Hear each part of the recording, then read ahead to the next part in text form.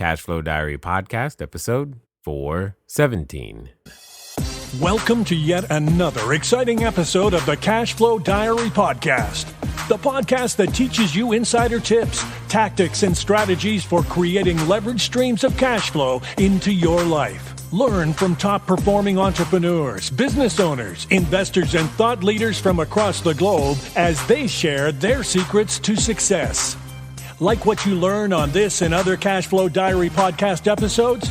Go to learninvestingnow.com and sign up to receive powerful tips and information that will help you succeed as an entrepreneur and investor.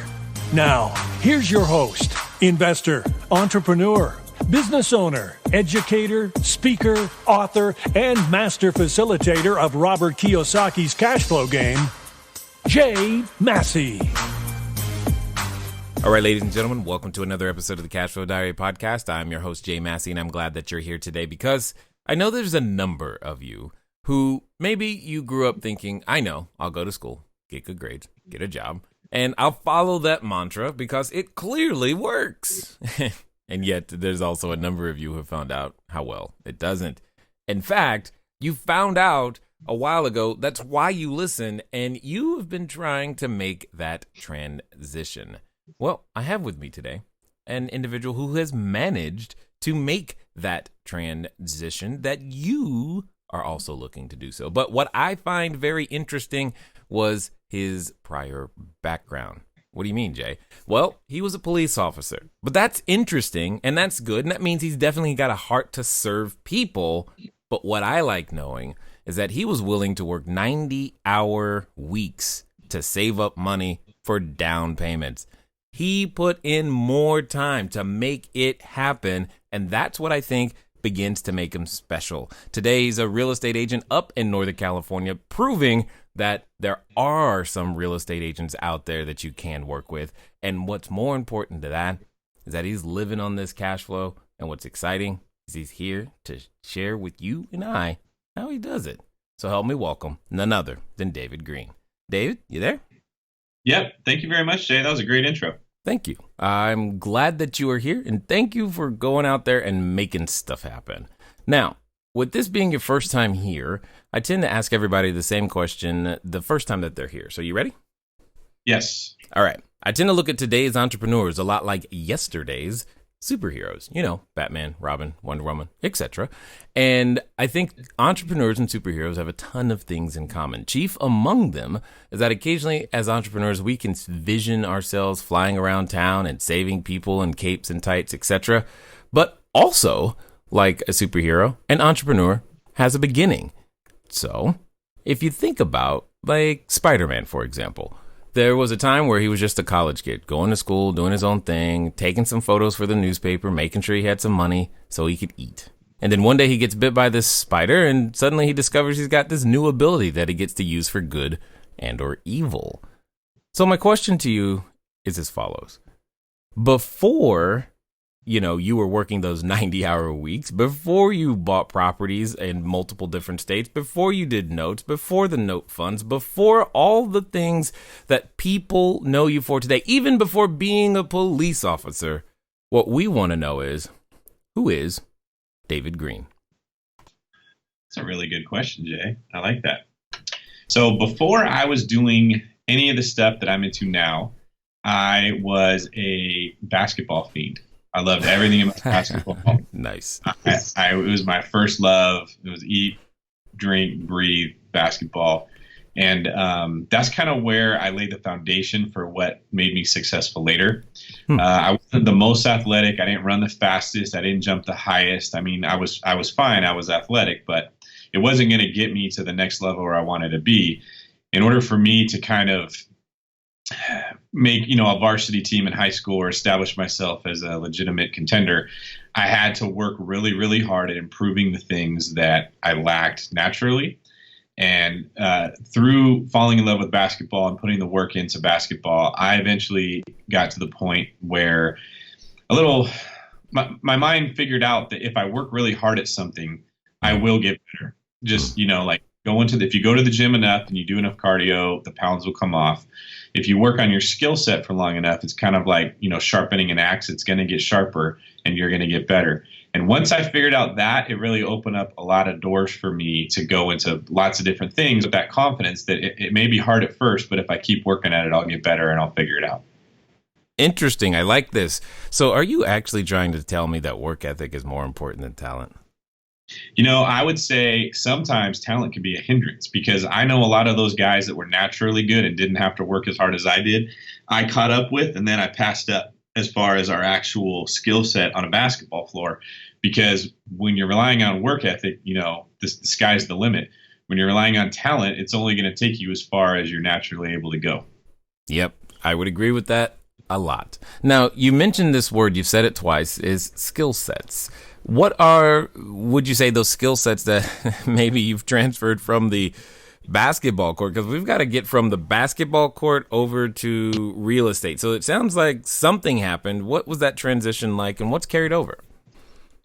So I would say that what helped me to really improve myself on the basketball court was learning, first of all, the fundamentals of basketball. Everybody sees the person that can jump in the air and do a 360 and dunk, and they say, I want to be that guy. But that's fun, by the way, if you've not done it. I'm just letting you know. No, I never was able to do that. I wanted to be that guy too. It just wasn't an option for me. Right. But, I understood. But as I came to study the game, I found that the guys who were winners were the ones who set really good screens, who played really good defense, who boxed out on every rebound. They did the little things that are not noticeable or flashy or fun, and it made them really good players, and it made their team really good. The things that we necessarily notice right off the bat aren't always the things that are going to make you successful in the long run. And I found that to be true in a lot of wealth making ways. I mean, there's a lot of people that are attracted to that guy on Instagram with the really flashy video of the Lamborghinis and, the Caribbean cruise that he's on, and the girls in bikinis that all want him so bad. And they think, well, I got to do what that person does if I want to be successful. It's like watching the slam dunk contest. You can see some really cool dunks, but some of these guys are bench players that are doing it, that they're not actually contributing to the success of their team because they're not contributing in other ways. And I found that, you can build wealth no matter who you are if you learn the fundamentals of how money works and get really good at a certain thing. For me, it became real estate investing, and then everything will just take care of itself.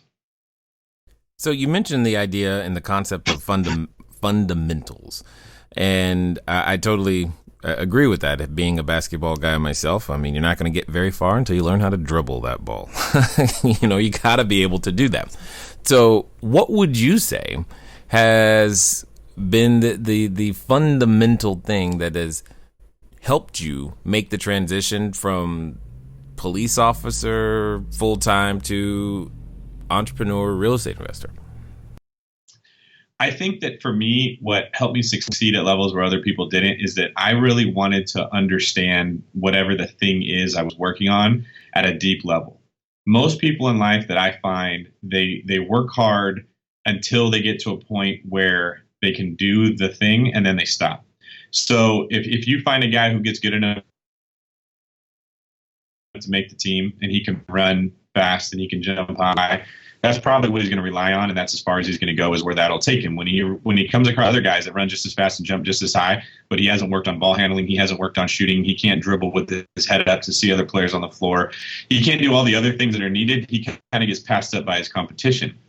I was always trying to become the best version of me that I could be on a basketball floor, and then I took that into police work, and then I took that into real estate investing. So I don't just know enough to get by. I want to learn all of it. I want to know why what I'm doing works, not just what do I have to do that works. And I found that, once you developed a skill set like that, where you have a deep knowledge base of what it takes to be successful, why it works for you, why it's not working for your competition, you can take that into lots of different things. So for instance, I learned kind of the X's and O's of how real estate work through becoming an investor. Now that I'm a real estate agent, I can analyze properties a tenth of the time that some other agent. I can look up exactly what my clients' budgets are going to be in a matter of seconds on my phone, where another agent would have to refer them to a lender because they don't know how that works.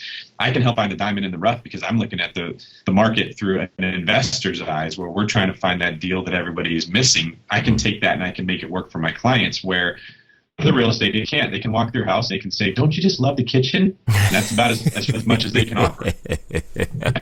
Definitely, when you put the time into understanding how something works instead of just learning enough to be able to do a layup and thinking that makes you, a good candidate to go out and play in the game. Yeah, totally get that. That's so funny. Doesn't the kitchen? But look at the granite countertops. All right, so and I hear exactly what you're talking about there, because there is a minimum level of competency that you must reach. But you're talking about mastery and things that are not necessarily taught in any formal sense of education. Where does this desire to be masterful for you come from?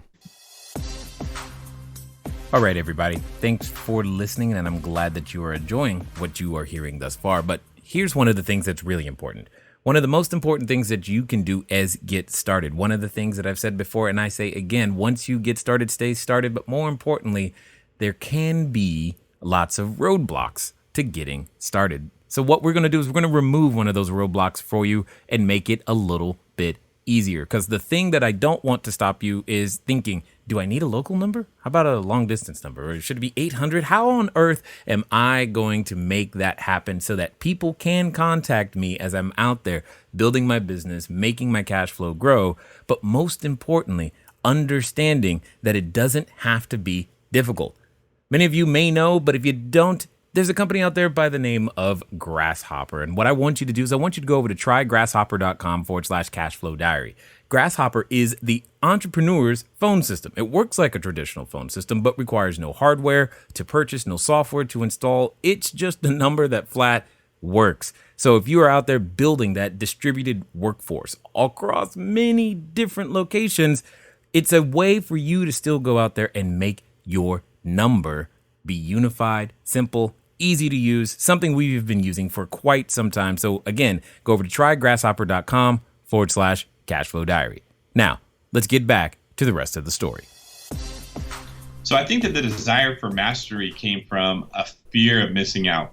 I was really afraid that I wasn't going to make the team the next year, even though I had made it this year. And it forced me to apply myself throughout the whole off season, throughout the season, to getting to be as good as I could be, because I was always afraid if I miss one workout, if I miss one clinic, if I miss one day, what if that's the difference between me and the other guy making the team?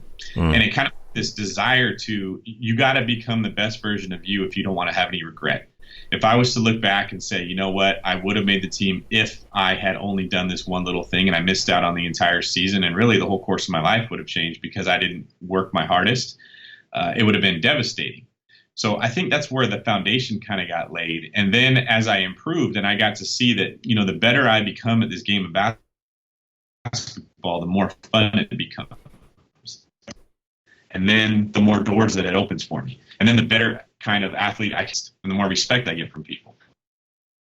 And the whole thing started to just kind of build up my confidence, where it doesn't matter where you can determine where you go if you're committed to being the best.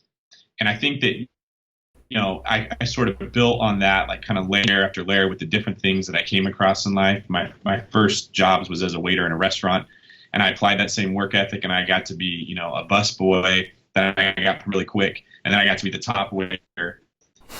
And then I got to be the waiter who got to handle all the partying. So I found myself making a lot of money, and then I was able to save money. So when I graduated college, I had $90,000 in the bank, and my car paid for, and college paid for, all because I had applied myself really hard as a waiter. Whoa. Hold on 1 second. Did you say you finished college with $90,000 in the bank, college paid for, and the car paid for?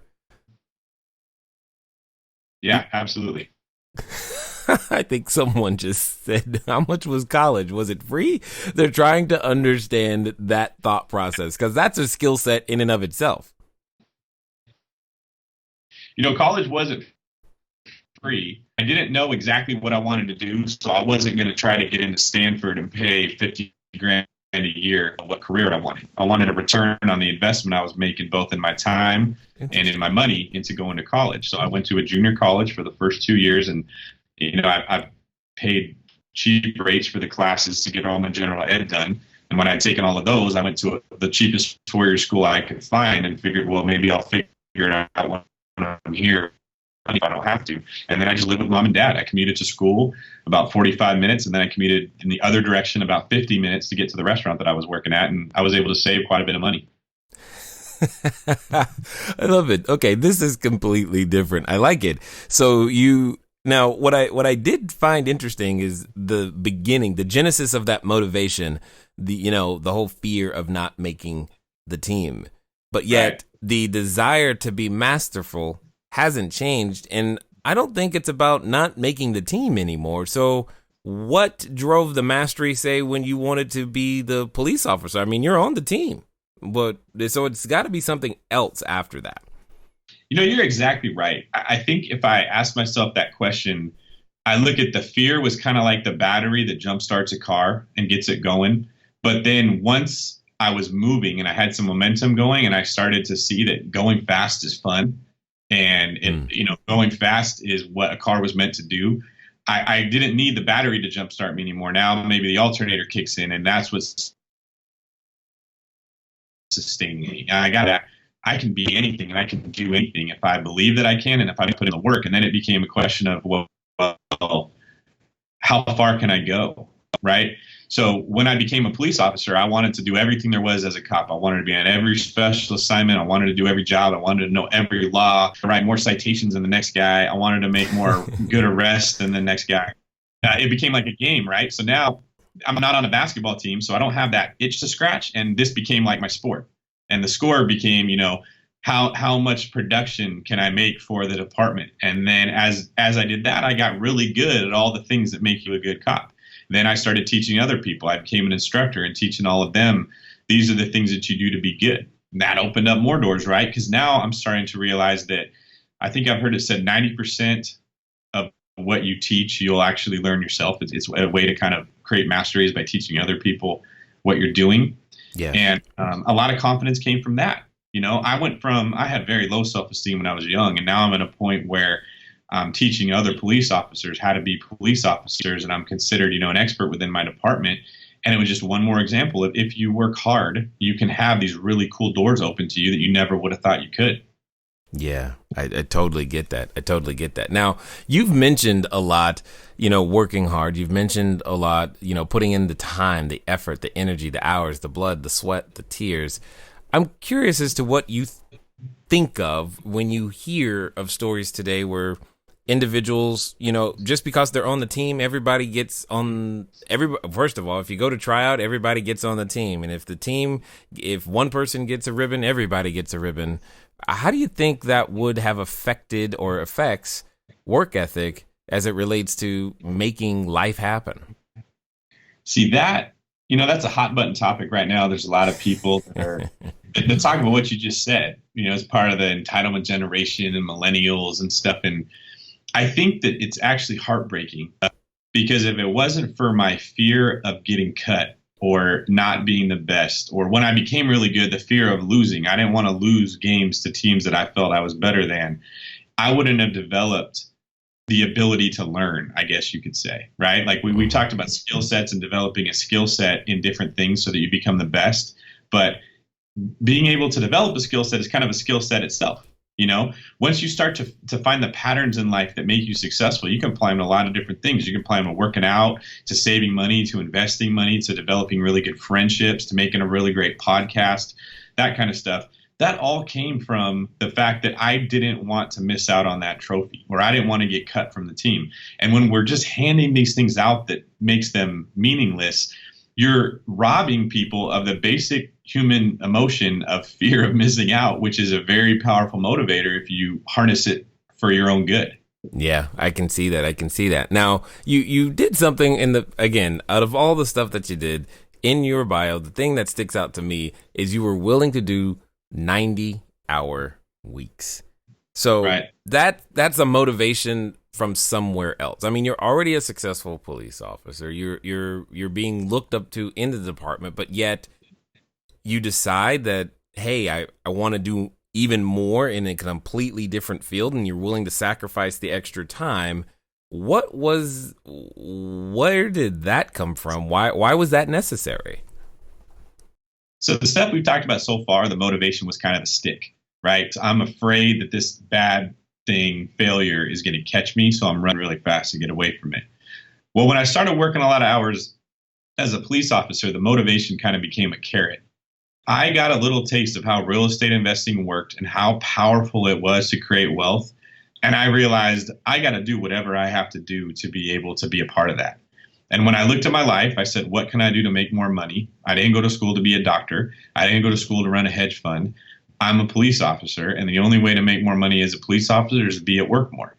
So I had to kind of get creative with my schedule and find ways to stack as many hours of work as I could in a day, make sure I got enough sleep that, I could stay awake for the day, and then go right back and do it again. And then it became a game of, okay, how can I put shifts together in a creative way so that rather than working a 12-hour shift and getting, one day where I work 10 and then the next day I go back and work 12, maybe I could stack them up to where I could work 20 in a day to have enough time to sleep and then come back and work 20 the next day, and trying to see how many hours can I do in a week? How many hours can I do in a month? How can I put these hours together in the most efficient way so that I could make as much money as I could? Because I knew every dollar that I made as a police officer would become $10 in 5 or 10 years after I invested in real estate investing. Got it. Is there anything that doesn't become a game or strategy for you right now? Well,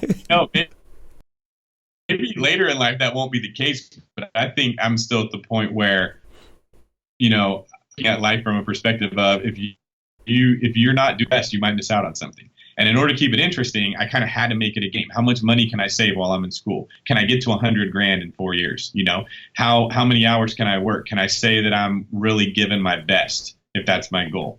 So I never wanted to do that for my whole life, because I know your listeners are going to hear this and say, I'm not working 90 hours a week for the rest of my life. I want to enjoy my time. And I agree. You should not do that, right?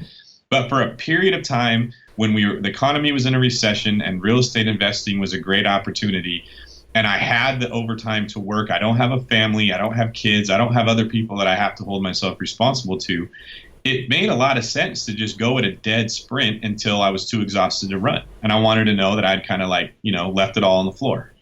Yeah, I get that. I get that 100%. So talk to us about that exit strategy, that moment. It's that moment where, you're cutting that tie. I mean, for a lot of people, they have a job of some kind and they want to be where you are. Yet that the concern about leaving the familiar behind can sometimes grab them and arrest their ability to actually keep moving forward. So where did the courage come from to cut that tie? I think you have to look at your own past and ask yourself what you've done in the past that you did well at, and then ask yourself why you did well, right? So there's a story in the Bible of when David was young and he was a shepherd, and it says that he went after a lion that took one of the sheep that he was in charge of, and he was able to take it back from the lion's mouth. And then the same thing happened to a bear. So by the time he got to Goliath, he had kind of already been taking these steps of, I didn't think I was capable of this. And then I went out there and did anyways and built up his confidence. So when Goliath came along, when we look at that story, we're like, why would he have ever thought he could do it? But for him, he's like, hey, I've done this before. This is nothing different. And whether you're religious or not, I think that there's a truth to the fact that you shouldn't try to do it all in one step. It's a manner of small steps that you build on one after the other to build up your own confidence, build up your own skill set, and kind of cut back on some of those self-limiting beliefs you have that put you in a position that you can finally walk away from your job and say, you know what, this is the thing I want to do and I'm going to go at it. For me, as we've talked about briefly, I'm walking away from being a police officer and now I'm getting into being a full-time real estate agent. And it was a huge struggle as I wondered, am I making a huge mistake? This is not guaranteed money. I don't know if I'm going to be as successful at this as I was at, investing. And it's tough. Every day I have to develop myself in a new way that I wasn't good at before. Being a real estate agent, you got to be a lot more personable. You have to help break down people's walls. You have to talk to people you don't know. Being a police officer, I didn't have to do any of that. You kind of go in there and you set the tone for how things are going to go. And it was easy. Now I'm working out a muscle that I haven't worked out in almost my whole life. And it's tough, but I have the confidence to do it because I know I've done this in other areas And I trust that process that if I work hard, I'll figure it out and get good at it. Well, and that's what I want to talk about, because I like the way you put that when you're saying you're working out a muscle that I don't think I've worked out in my whole life. Right. And that's true, I think, for everyone's entrepreneurial experience to some degree. I mean, every day you wake up, there's the possibility of something that is looming and large right in front of you that you've never handled before, but now you're being asked to handle it. And it's not like, well, let me work up to that. No, the problem needs to be solved today, and the buck stops with you. Now, I'm curious to know, what would you say as a police officer prepared you for being an entrepreneur? Oh, man. As a police officer, you don't know what you're going to get when you get to the call. You get told there's some argument going on, you need to go. You don't know why they're arguing. You don't know how they know each other, if they do. You don't know what background these people have. You don't know anything about it. You get there and you have to figure out very quickly what's the motivation for this argument, what's the relationship between these people, what's the problem they're having, and how can I solve it, right? A lot of people, you watch a lot of TV and you think cops just show up, guns blazing, and that's not the way. It's not the way it works almost all the time. I mean, almost never does that happen. Most of the time, you're playing counselor, you're playing confidant, you're playing lawyer, you're playing mediator, and you're playing referee. You have to get kind of good at a little bit of everything to be able to solve problems. That's what you're doing. There's a problem that these people cannot solve themselves, so someone has called 911 and you got to come solve it. And as an entrepreneur, it's very, very similar. It doesn't really matter what your field is or what your business is. You're solving a problem for somebody somewhere in a way that your skill set can do better than the next guy. And that's why you believe that you should be doing what you're doing. And I think once I started to look at life through that lens, and I started to trust my own problem-solving ability, that's when I got the confidence to step out and put myself in the field of a real estate agent, even though my personality maybe wasn't polished up enough to where it would be easy. Be easy? You didn't really think it was going to be easy, did you? Well, I mean, like most, I would prefer it to be so, but if it was easy, it would be hard to be an entrepreneur because everybody would be out doing it. Yes. I love the idea how we can delude ourselves into thinking, oh, I got this. And then we get there like, what was I thinking? It happens all the time. So, well, you've managed to now purchase properties in multiple different states. So, and you've tried a couple of different strategies, etc. Do you have a favorite now? Oh, yeah, I absolutely have a favorite. My buddy Brandon Turner coined this phrase, the BRRRR strategy, and it basically stands for buy, rehab, rent, refinance, and repeat.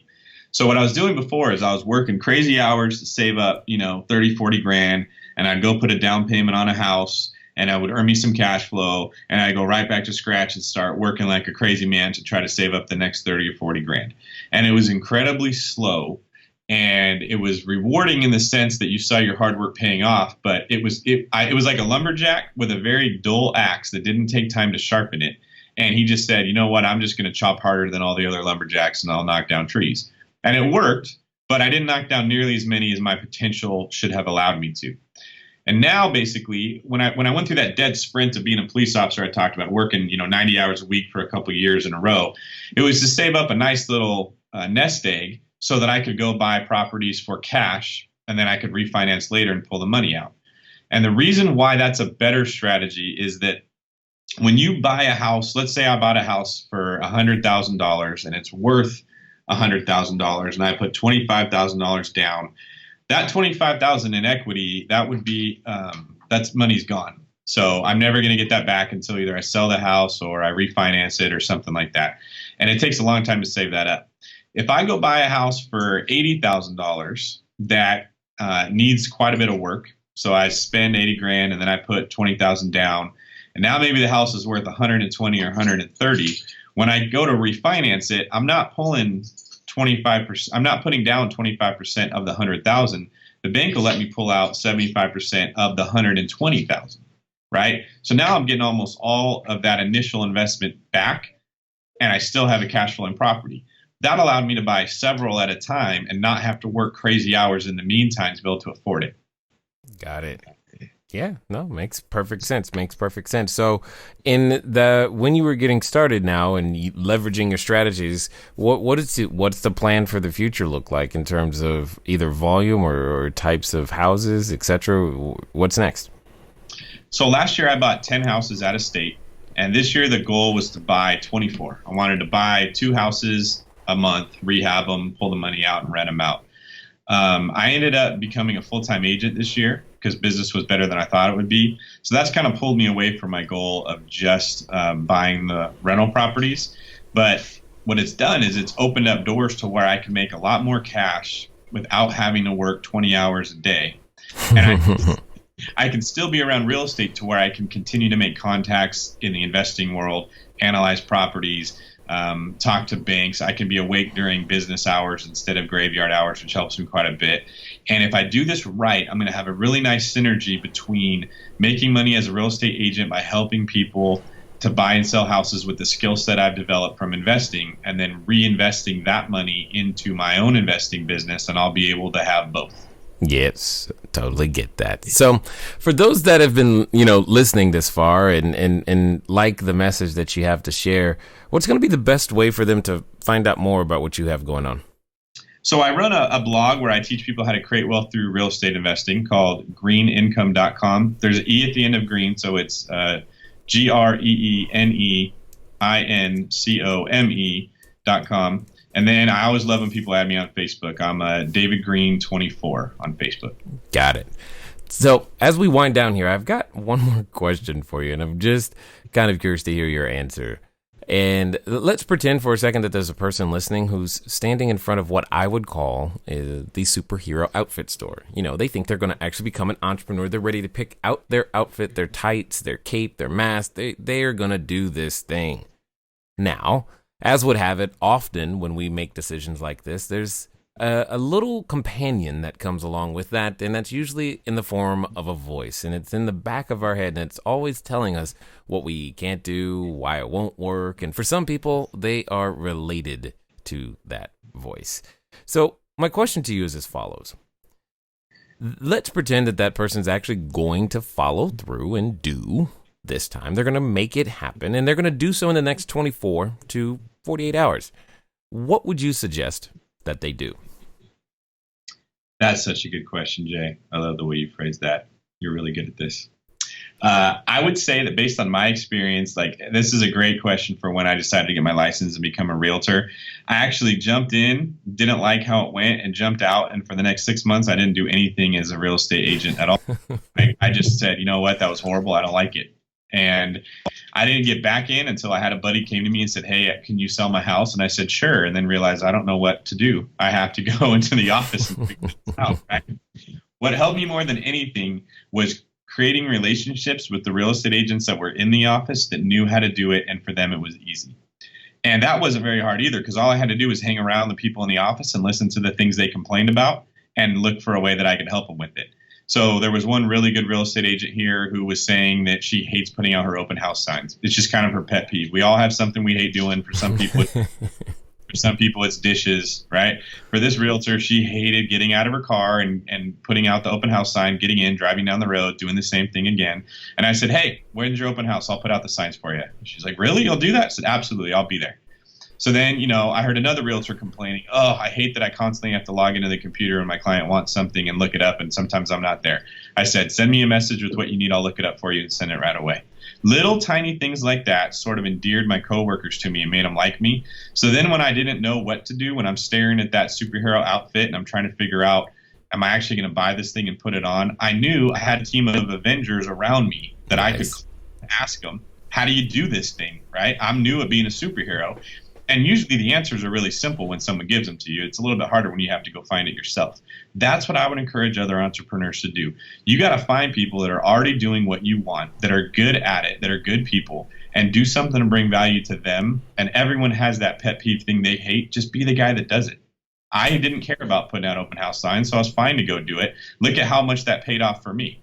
That agent's helped me with probably 8 or 9 transactions that I never would have been able to do if it wasn't for her. And that's, a year's worth of salary for some people. Yes, well said, and I love it. And I definitely appreciate your, not only the message, but the understanding that there's a process to developing into the person that can ultimately receive the benefits that we all desire and want for ourselves. And I thank you for taking the time to invest your knowledge, your insight, as well as your wisdom here with us today at the Cashflow Diary. I appreciate it, Jay. Thanks a lot for having me. All right, ladies and gentlemen, you know what time it is. It's time for you to move at the speed of instruction. What does that mean? Get over to greenincome.com. You know you like the name. I did. So go find out more. Make that happen. Take that next step. Begin that process to becoming the best version of yourself that you can be. Because you know what? It starts today. Ladies and gentlemen, it's been fun talking to you today. I look forward to talking to you soon. Until next time.